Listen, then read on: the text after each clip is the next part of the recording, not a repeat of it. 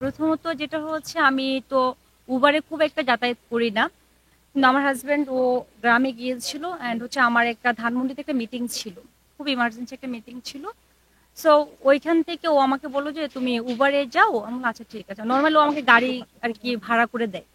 তো আমি উবারে নরমালি তো উবারে যেহেতু জানি যে ওটা একটা আস্থার একটা জায়গা, সেই জায়গা থেকে আমি উবারে কল করি।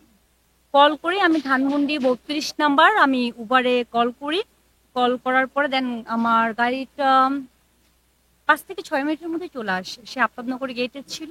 দেন আমার সান্তার গেটে আসতে খুব বেশি একটা টাইম লাগেনি। সো আসছে, আসার পরে সে নরমালি যেভাবে আসে আমি জাস্ট গাড়িতে উঠি।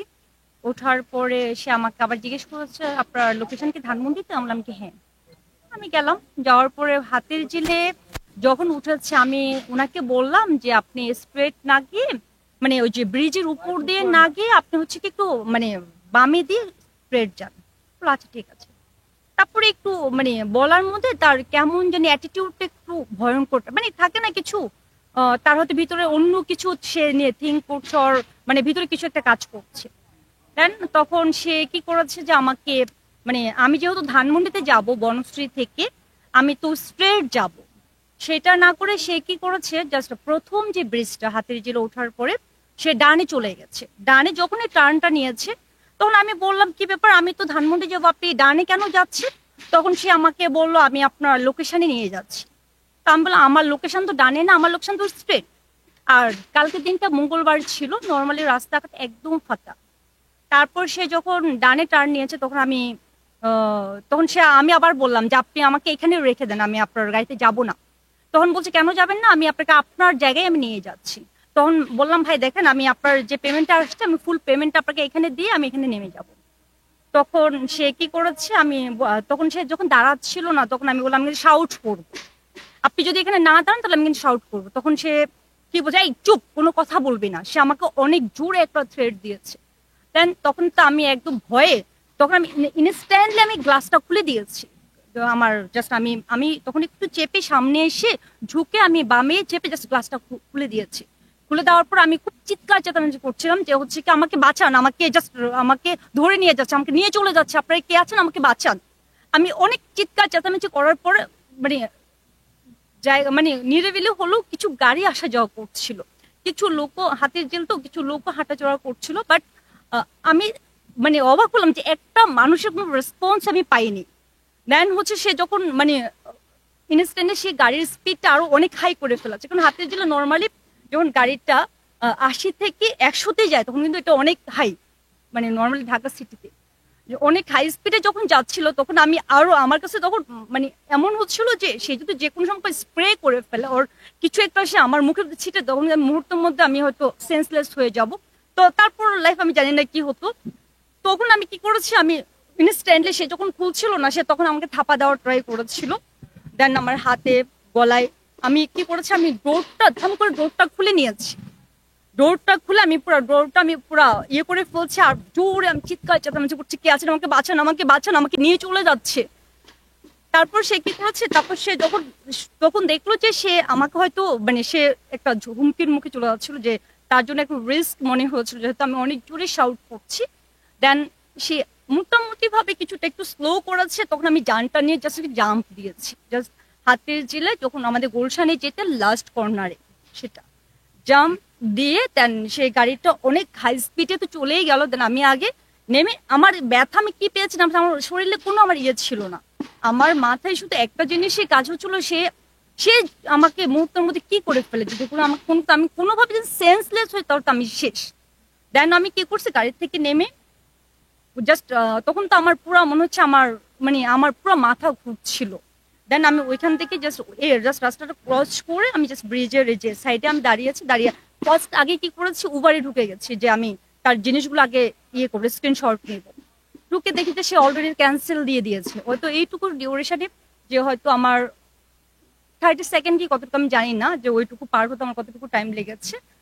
তারপর স্ক্রিনশট নেব কি আমি তার কোনো কিছুই খুঁজে পাচ্ছি না। তখন আমি ওকে আগে কল দেই নি, আমার একটা ফ্রেন্ড আছে পুলিশ। তো আমি ওকে আগে কল দিয়েছি, কল দিয়ে বললাম আমার এই অবস্থা।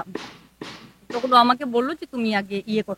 না, এর মাঝে আরেকটা লোক জাস্ট পথচারী আমি যখন ইয়ে করে আসতে পড়ে গেছি তখনই কেউ যায়নি। পড়ে যাওয়ার পর আমি যখন উঠে নিচে নিচে উঠে আসার পর যখন ওই পারে একটা লোক বলতেছি কি যে উনি আপনার কেউ না।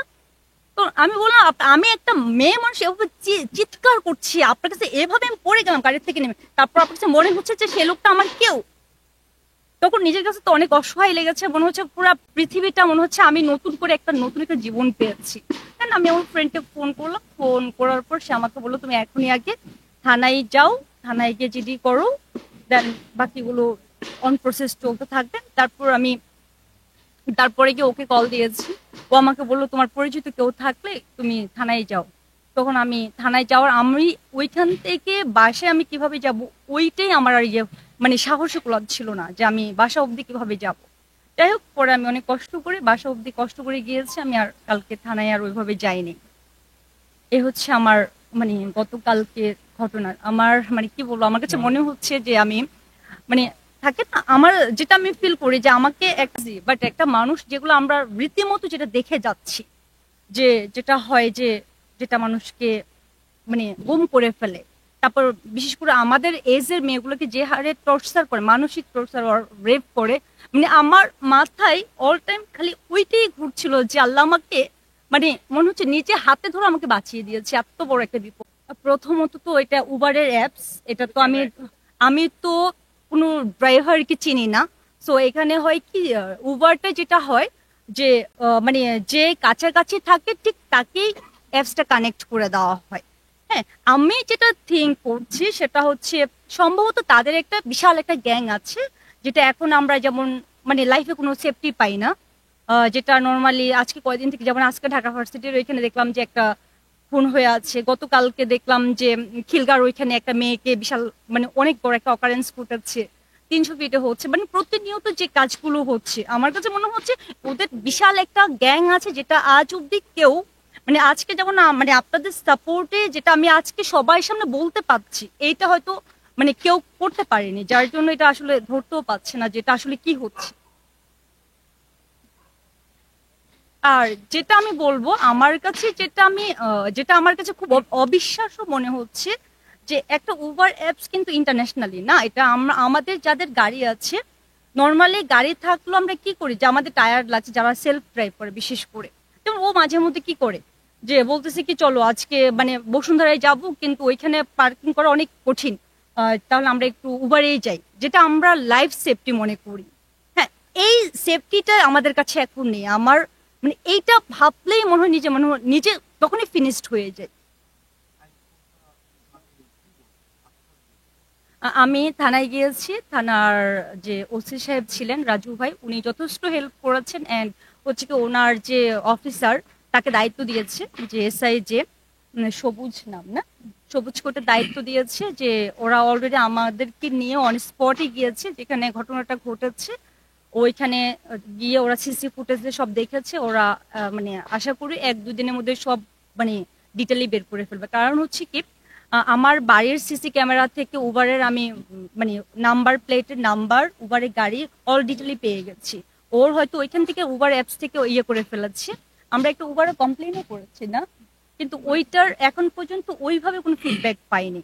আমার শুধু প্রত্যেকের কাছে যে একটাই রিকোয়েস্ট, যে এই যে আমরা যে উবারটা মানে অ্যাপসটা যে ইউজ করছি, আমরা মানে কিসের ভরসা, মানে আমাদের আস্থাটা কোথায়? কারণ এখানে তো আজকে আমি নিচু নয়, আজকে আমি মরে গেলাম, আজকে গুম হয়ে গেলাম, কিন্তু এভাবে তো অনেকের জীবন শেষ হয়ে যেতে পারে না?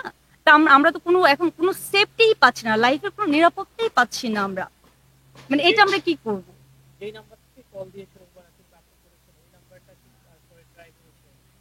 প্রথমত উবারে যে আমি কলটা করেছি, স্টার্টিং এ ওদের একটা নাম্বার আসে, বাট ওইটা যখন কল দিয়েছি তখন কিন্তু ওইটা জাস্ট উবার কল, একটা ফ্রি কল আসে। হ্যাঁ, ওইখানে কোনো ইয়ে আসেনি, ওদের হোয়াটসঅ্যাপ যে নাম্বারটা ওইটা আমি পাইনি, কিন্তু ওদের কিছু ডিটেল পেয়েছি, গাড়ির নাম্বার, এটা কিন্তু ওইটা হয়তো আজকালকের মধ্যে আমরা ওইটা পেয়ে যাব, যে যে গাড়িটা যার নামে, এটা বিআরটি তে আমরা অলরেডি পাঠিয়েছি, পুলিশকে তো দিয়েছি, পাশাপাশি বিআরটি তো আমরা পাঠিয়েছি। ওইটার যে মানে কার নামে গাড়িটা ওইটা আমরা পেয়ে যাব খুব দ্রুত। আর ওই গাড়িটি কে ইউজ করছে আমার মনে হয় না এটা খুব বেশি টাইম লাগবে যে এটার মানে অল কমপ্লিটলি এটার ইয়েগুলো আসতে। কারণ আমার কাছে কেন জানি মনে হচ্ছে, আমি যেটা থিঙ্ক করছি এটা বিশাল একটা গ্যাং আছে এখানে।